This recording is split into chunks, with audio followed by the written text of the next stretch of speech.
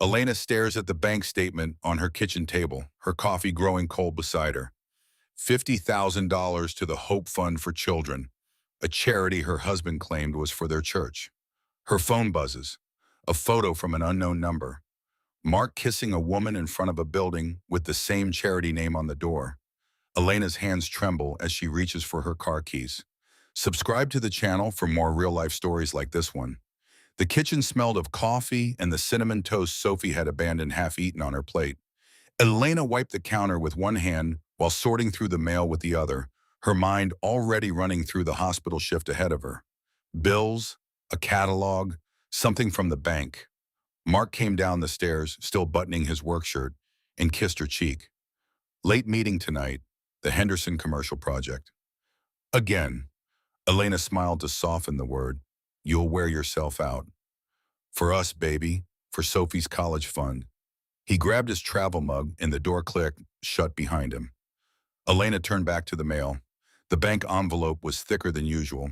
She slid her finger under the flap and pulled out the statement, expecting the usual automatic payments and grocery runs. Her coffee cup stopped halfway to her mouth. There, in crisp black ink, a transfer of $15,000 to Faith in Action Foundation. Last month, the same. The month before that, $20,000. She flipped pages, her heart beginning to pound against her ribs. $50,000 in 6 months. $50,000 she had never seen, never authorized, never even discussed. Mark. She said his name to empty kitchen, as if he might materialize and explain. He must have told her. They discussed everything over $10,000. Everything. She pulled up the foundation name on her phone. Their website showed smiling children and grateful families. But something about the domain registration caught her eye. Created 6 months ago. The contact email was a personal Gmail address, kira.morrison@gmail.com. Elena didn't know any Kira Morrison. Her thumb hovered over the call button, then lowered. Mark would explain. There had to be an explanation. Maybe it was a tax thing, something he'd meant to tell her. She folded the statement and slid it into her apron pocket, suddenly unable to look at it. The refrigerator hummed. The clock ticked. Sophie's toast grew cold on the plate. Tonight. She would ask him tonight. But even as she thought it, her hand drifted to her pocket, pressing the paper like a wound she couldn't stop touching. Elena volunteered at the church food bank every Thursday afternoon. The familiar rhythm of sorting cans and boxing vegetables usually calmed her, but today the work felt mechanical, her body moving while her mind circled back to the statement in her nightstand drawer. Father Thomas appeared beside her, his cassock smelling of incense. Elena, I wanted to thank you both again. Your donations have made such a difference. She straightened, a can of beans in her hand. Our donations. For the Children's Fund, Mark mentioned you designated extra for the holiday outreach. The priest smiled warmly. It's a beautiful thing, supporting the little ones. Elena nodded, not trusting her voice. Mark had mentioned. To Father Thomas, but not to her. Linda, her closest friend from the hospital, elbowed her gently during a break. You okay? You've been quiet all afternoon. Just tired. Elena forced a smile. Mark's working late a lot. You know how it is. Linda's eyes narrowed slightly, a nurse's assessment, but she let it go. That evening, Elena sat at the kitchen table with the bank statement spread before her. She'd printed the foundation's registration details, the domain information, the single photo of generic children that could have been stock photography. Something pulsed in her temples, a headache that wouldn't quite arrive. Mark came in at 9, loosening his tie, smelling of sawdust and something else, something floral beneath the construction sites. Long day, he sighed, reaching for the refrigerator. Sit down. Elena's voice came out steadier than she felt. We need to talk about the donations. Mark's hand paused on the handle. When he turned, his face was carefully blank. What about them? The Faith in Action Foundation. $50,000, Mark. When were you going to tell me? He moved toward her, hands outstretched. Elena, I was going to surprise you. It's for Sophie, for her future. A charitable trust I set up. I met this woman, this financial advisor, through a client, and she helped me structure it so we'd get maximum tax benefits. This woman, Elena's voice cracked. Kira Morrison. Yes, Kira. He sat down, reaching for her hands. She's been incredible. The foundation handles everything. I should have told you, I know, but I wanted it to be a surprise when the tax return came in. Elena looked at his face. Open, earnest, the face she'd loved for 12 years. The floral scent clung to his shirt collar. Something about his story didn't line up, but she wanted it to. God, how she wanted it to. We'll meet with her together, Mark said, next week. I'll introduce you. You'll see, it's all legitimate. Elena nodded slowly, folding the statement away. But that night, while Mark showered, she wrote down the name. Kira Morrison, and the scent on his shirt. Jasmine, she realized. Like the candles in the expensive boutique downtown. She closed her eyes and prayed for her suspicions to be wrong. The cafe downtown gleamed with exposed brick and copper fixtures. Elena arrived early, choosing a table near the window where she could watch the door. Mark had kissed her forehead that morning, promising everything would make sense once she met Kira. You'll love her, he'd said. She's brilliant. Elena ordered tea and waited. Her phone showed the time. 10:47, 13 minutes early. At 10:58, a woman pushed through the door. Tall, dark hair swept back, wearing a cream blouse and the kind of confidence that came easily to beautiful women. She scanned the room, and when her eyes found Elena, something flickered across her face. Recognition, quickly masked. Elena, the woman approached, hand extended, smile wide. I'm Kira. Mark's told me so much about you. Elena shook her hand, warm, professional, brief. Thank you for meeting with me. Kira slid into the opposite chair, signaling a waiter without looking. Mark speaks so highly of your family. When he came to me about setting up a charitable trust, I could tell how much he wanted to protect your daughter's future. He said you're a financial advisor, independent consultant, yes. I work with several families from the church. Kira's smile never wavered. Mark mentioned you're a nurse. Such important work. The waiter brought Kira's latte, already ordered apparently. Elena noted the familiarity, the way Kira's eyes kept drifting toward the door.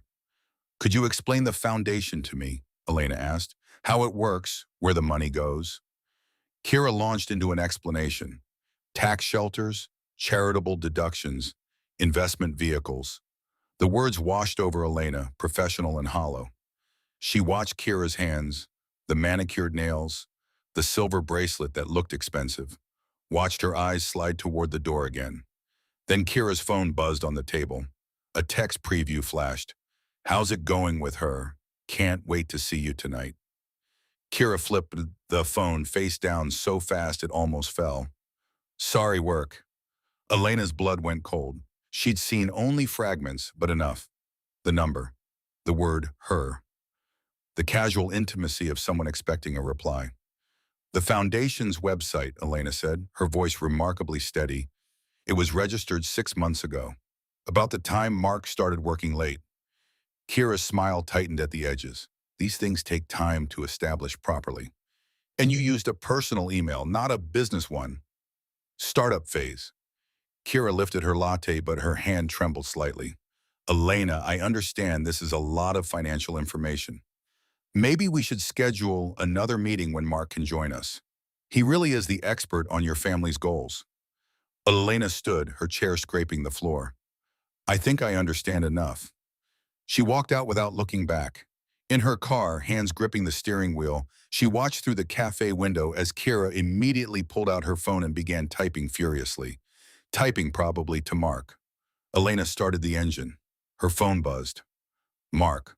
How'd it go? Isn't she great? She didn't answer. Instead, she drove to the address listed on the Foundation's registration, a P.O. box at a mailboxes, etc., in a strip mall. The clerk shrugged when she asked about Kira Morrison. Pays cash. Picks up once a week. Elena drove home through streets that suddenly looked different, as if she were seeing them through someone else's eyes. The house waited, quiet and familiar. But nothing felt familiar anymore. 3 days passed in a fog of routine. Elena worked her shifts, helped Sophie with homework, sat across from Mark at dinner while he talked about commercial projects and foundation growth. She smiled and nodded and watched his lips form words that no longer meant anything. On Sunday, they went to church together, sat in their usual pew, sang the hymns.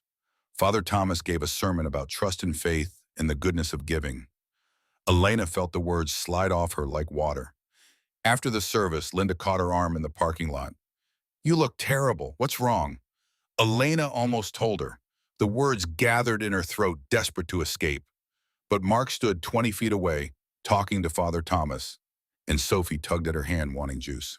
"Migraines," Elena said. "The weather." That night, while Mark showered again, Elena did what she'd been avoiding. She searched Kira Morrison on social media, found her easily.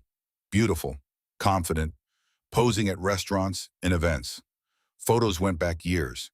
And there, 6 months ago, a picture at a construction site, arm in arm with a man whose face had been cropped out.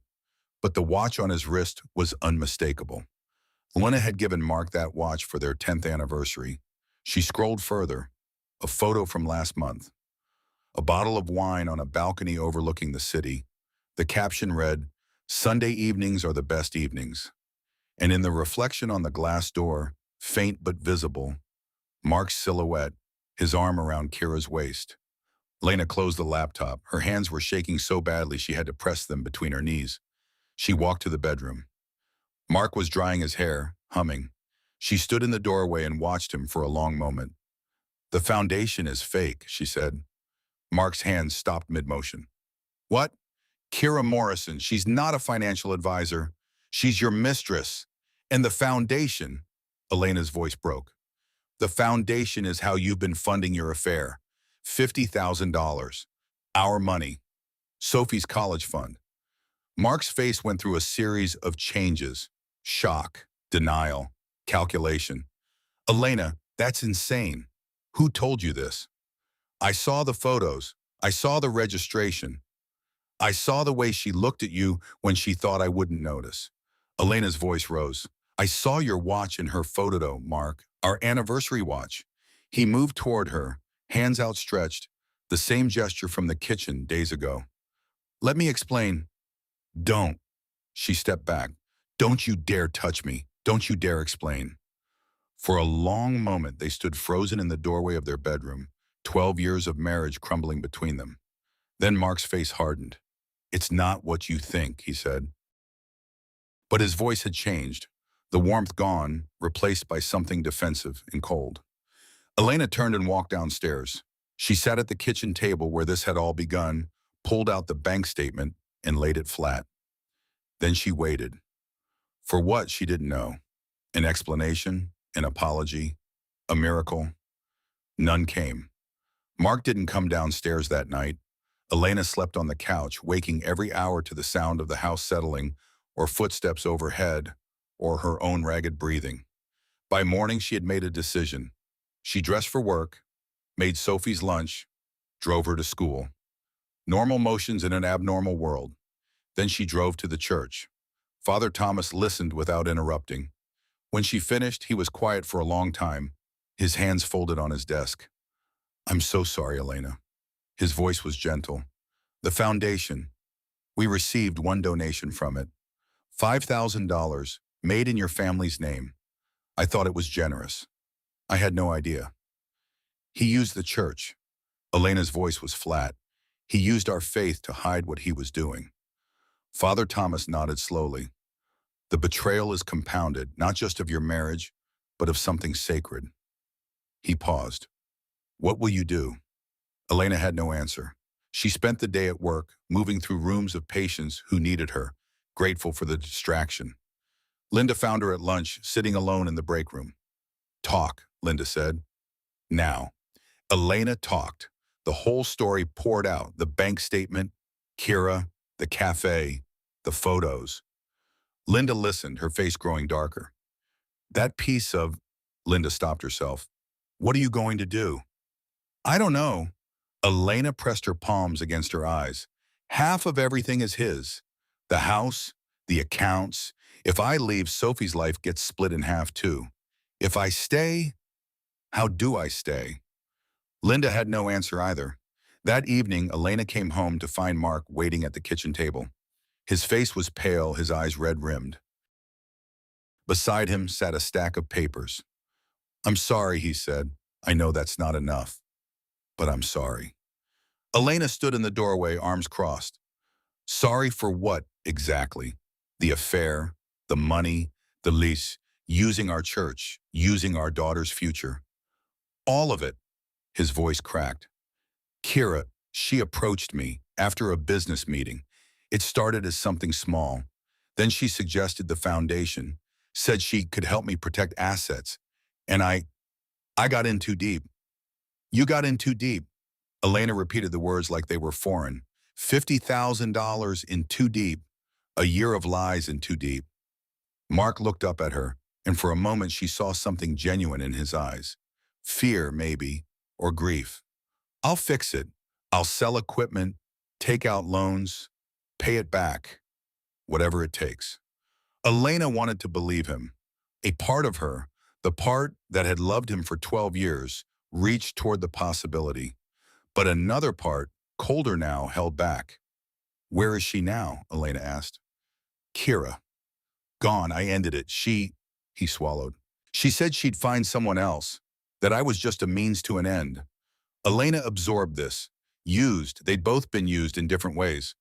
But Mark had chosen it. He'd chosen it every day for a year. She sat down across from him at the table where this had begun.